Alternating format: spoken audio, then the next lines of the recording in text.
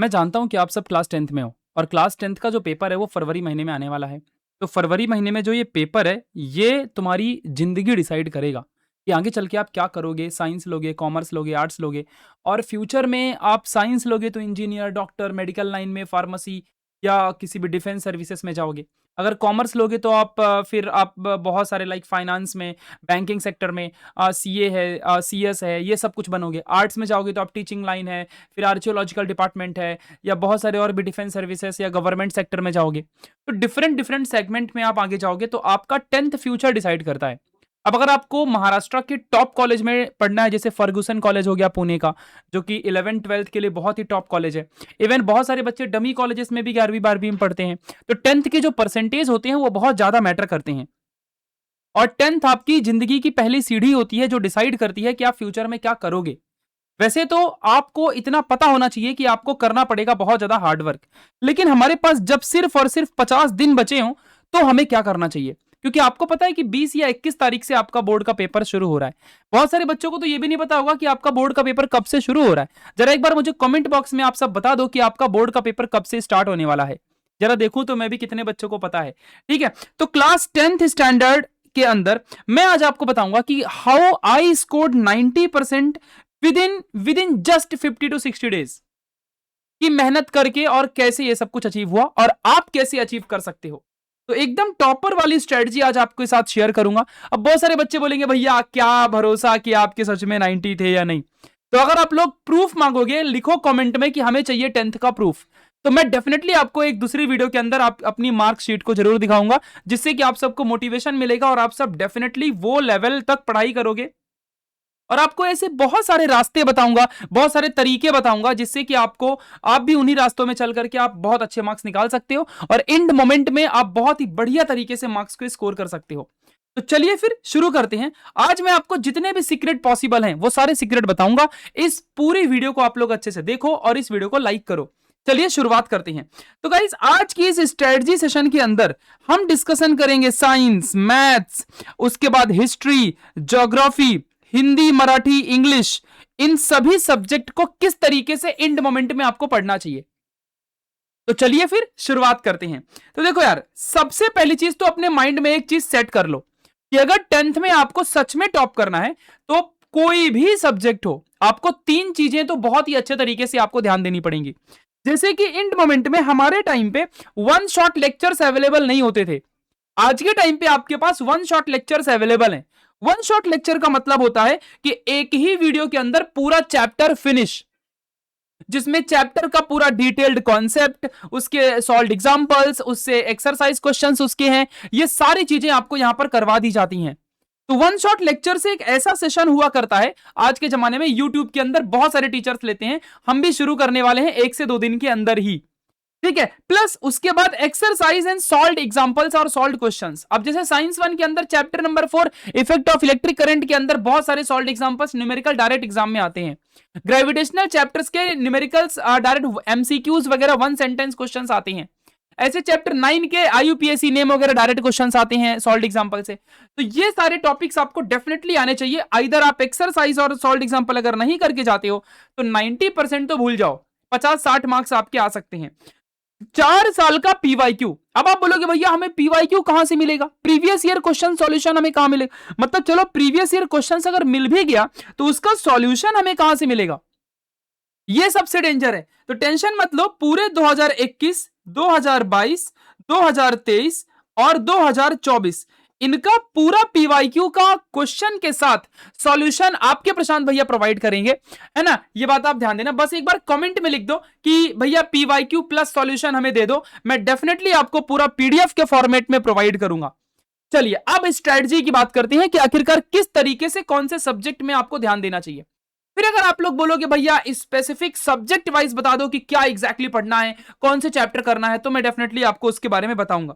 तो आ जाओ फिर थोड़ा सा डिस्कशन करते हैं। तो सबसे पहले हम यहां पर साइंस की बात करेंगे।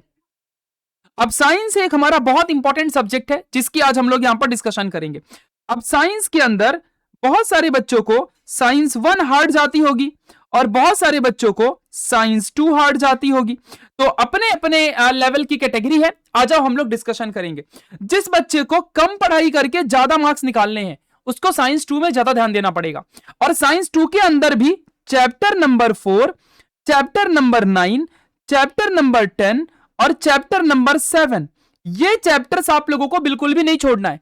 हर एक बच्चे के लिए वरदान साबित होगा, चाहे वो टॉपर हो और चाहे वो बैक बेंचर हो, चाहे वो एवरेज बच्चा हो। साइंस 2 के अंदर इन चैप्टर को करके जाना है। अब आप पूछोगे भैया इन चैप्टर के अंदर हम क्या पढ़ाई करें ऐसा, तो आज मैं बताता हूं। इन चैप्टर के सिर्फ और सिर्फ आप लोग करोगे एक्सरसाइज के क्वेश्चंस, फिर आप लोग इन चैप्टर के एक्टिविटीज को सॉल्व करोगे, क्योंकि जितने भी चैप्टर्स हैं इन चैप्टर के एक्टिविटीज क्वेश्चंस बहुत ज्यादा आते हैं। अब आप बोलोगे कि भैया अब हमें एक्टिविटीज क्वेश्चन कहां से मिलेगी, तो आप लोग कमेंट के अंदर लिखो कि चैप्टर 4, 9, 10, 7 के एक्टिविटीज क्वेश्चन भैया दे दो, मैं आपको एक्टिविटीज निकाल के दूंगा, आप चिंता मत करना, ठीक है। उसके बाद सबसे इंपॉर्टेंट लास्ट में पीवाईक्यूज, बस इतना सा कर लेना, आपको और इसके अलावा कुछ भी नहीं पढ़ना है। बहुत सारे टीचर्स बताते हैं क्वेश्चन बैंक करो, इंपॉर्टेंट क्वेश्चन ले लो, ये करो वो करो, प्लीज डोंट दिस, आपको नहीं करना है वो सारी चीजें, आपको बस इतना ही करना है और आपका काम फिट हो जाएगा।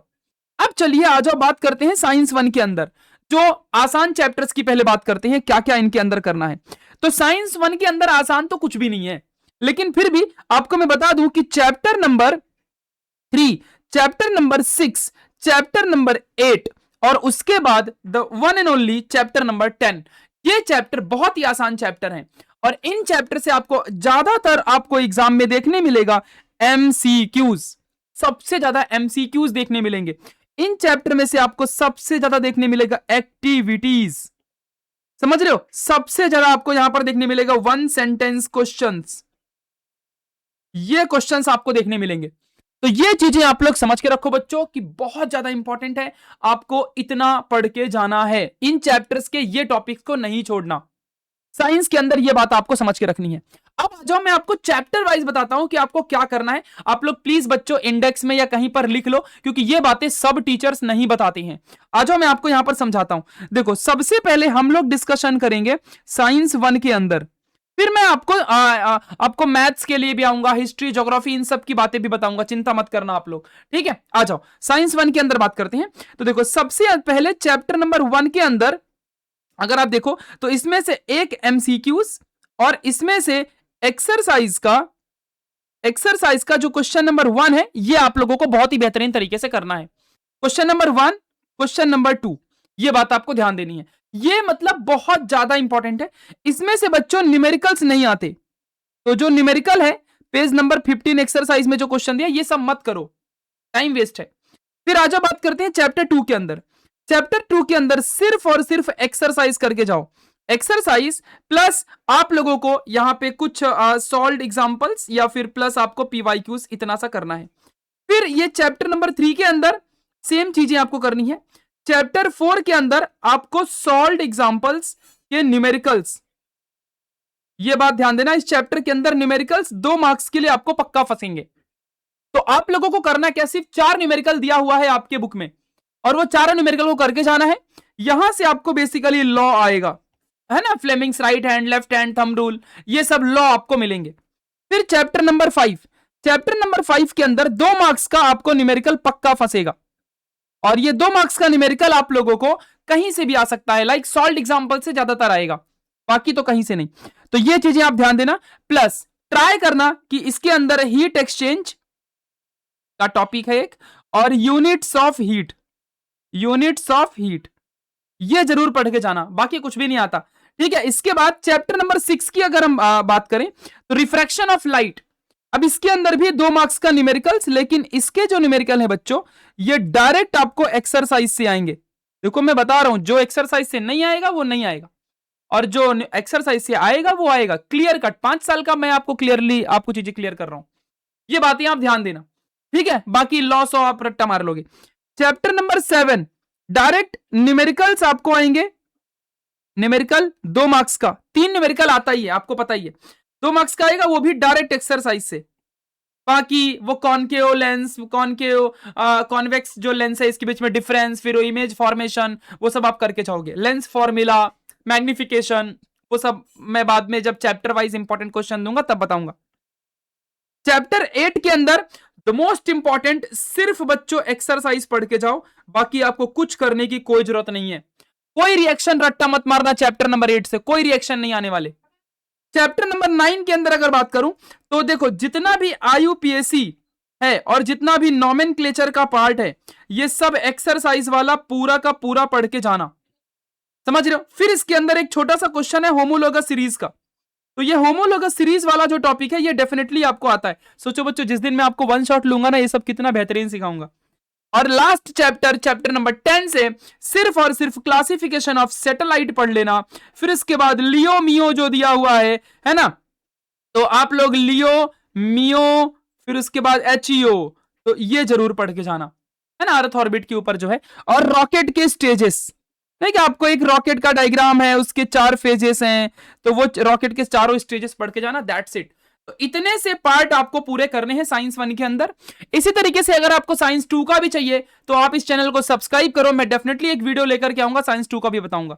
और इसी तरीके से आप लोगों को मैथ्स का भी बताऊंगा। मतलब मैं देखो बच्चों स्ट्रैटेजी नहीं बताना चाहता हूं, मैं आपको एग्जैक्ट प्लानिंग दे रहा हूं कि आप इतना ऐसे ऐसे पढ़ो, ये बात आप ध्यान देना। अब देखो बच्चों आपको मैथ्स के अंदर बताऊं ना तो शॉर्ट में बताता हूं, जितनी भी प्रैक्टिस सेट है, प्रैक्टिस सेट आप लोगों को वो पूरी करनी है, प्लस उसके साथ साथ आपको सॉल्व्ड एग्जांपल्स करने हैं, ठीक है, और आपको करने हैं PYQs, ये बात आप ध्यान देना। वही चीज अगर मैं आपको SST की बात करूं, अब आधे बच्चों को पता नहीं होगा SST क्या होता है तो SST का मतलब होता है हिस्ट्री, ज्योग्राफी और पॉलिटिकल साइंस। तो इसके अंदर अब आपको क्या करना है, देखो जितना ज्यादा हो सके एक्टिविटीज करके जाना, सबसे ज्यादा एक्टिविटी बेस्ड क्वेश्चन आते हैं, सबसे ज्यादा एक्सरसाइज से क्वेश्चन आते हैं, सबसे ज्यादा PYQ से क्वेश्चन आते हैं। अब बहुत सारे बच्चों के मन में डाउट होगा कि भैया ये जो PYQ है, अगर सिर्फ 5 साल का PYQ पूरा याद कर लिया तो कितने परसेंटेज आएंगे। मैं आपको एक सीक्रेट बताता हूं बच्चों कि अगर आप लोगों ने 5 साल का पूरा PYQ अगर आपने कर लिया 5 ईयर का, तो आप इजिली 50 से 60% क्लास 10th के अंदर निकाल सकते हो। ये ध्यान देना, PYQ का सॉल्यूशन मैं आपको दूंगा, चिंता मत करना, बस आप कमेंट में लिखो PYQ का सॉल्यूशन दे दो, मैं कहां दूंगा, मैं सब आपको इसी चैनल के अंदर बताऊंगा। सब्सक्राइब कर लो इस चैनल को और अपने सारे दोस्तों को शेयर कर दो, क्योंकि बवाल चीजें आने वाली हैं आपको। तो 50 से 60% आप इजिली PYQs में ला सकते हो, ये ध्यान देना अच्छे से।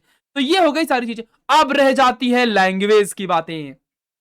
तो आपको ही पता है बच्चों लैंग्वेज में जितना ज्यादा आप लेसन, पोयम एंड देन उसके बाद आप लोग डाइजेस्ट में से कुछ ग्रामर्स, राइटिंग स्किल का पार्ट है ना, नॉवेल्स, एप्रिसिएशन, ये सब जितना ज्यादा पढ़ के जाओगे उतना ज्यादा आपको बेनिफिट है। लैंग्वेज में आप किसी को मराठी बोलने नहीं आती तो मैं बोलूंगा मराठी में तो 90 निकालेगा, हाउ इज दिस पॉसिबल। तो मराठी तो लिखने पढ़ने आना चाहिए ना। हिंदी जिसको नहीं आती तो हिंदी लिखने पढ़ने आना चाहिए ना। इंग्लिश जिसको नहीं आती तो इंग्लिश लिखने पढ़ने आना चाहिए ना। लैंग्वेज की बात ही अलग है, कोई स्ट्रेटजी काम नहीं करती लैंग्वेज में। लैंग्वेज में स्मार्ट वर्क करना पड़ता है। कौन सा स्मार्ट वर्क है, आप इस चैनल को सब्सक्राइब कर लो, मैं धीरे धीरे आपको चैनल के अंदर डाल दूंगा वीडियो कि हिंदी, इंग्लिश, मराठी के लिए आपको क्या करना है, साइंस 1, साइंस 2 के लिए क्या करना है। अगर आपको बच्चों चैप्टर वाइज अगर आपको चाहिए इंपॉर्टेंट क्वेश्चन विद सॉल्यूशन, तो आप लोग कमेंट में लिखो Maharashtra board class 10th, Maharashtra board class 10th लिख दो, मैं फटाफट आपके लिए बना दूंगा वीडियो।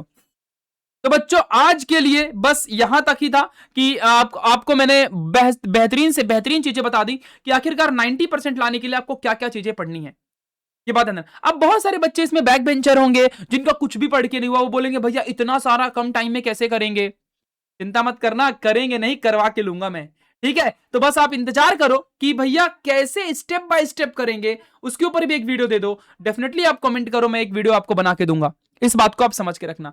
तो गाइज अगर आज की आपको वीडियो पसंद आई हो तो प्लीज चैनल को सब्सक्राइब करके बेल आइकन दबा दो, क्योंकि इसके अंदर बवाल क्लास 10th की पढ़ाई और क्लास 11th की पढ़ाई अगले साल की भी आपकी होने वाली है। तो आप एक बार सब्सक्राइब कर लो, लाइक करो इस वीडियो को और अपने सारे दोस्तों को शेयर करो, 3 दोस्तों को अपने शेयर करो, ठीक है। और एक काम और कर सकते हो, इंस्टाग्राम और व्हाट्सएप के स्टेटस में इस वीडियो की लिंक को डाल दो या ग्रुप में डाल दो, ट्यूशन की, क्लास की, स्कूल की, तो सब बच्चों का फायदा हो जाएगा, ठीक है बच्चों। Thank you so much for watching this session, thanks a lot, मिलेंगे नेक्स्ट लेक्चर में, तब तक के लिए बाय बाय।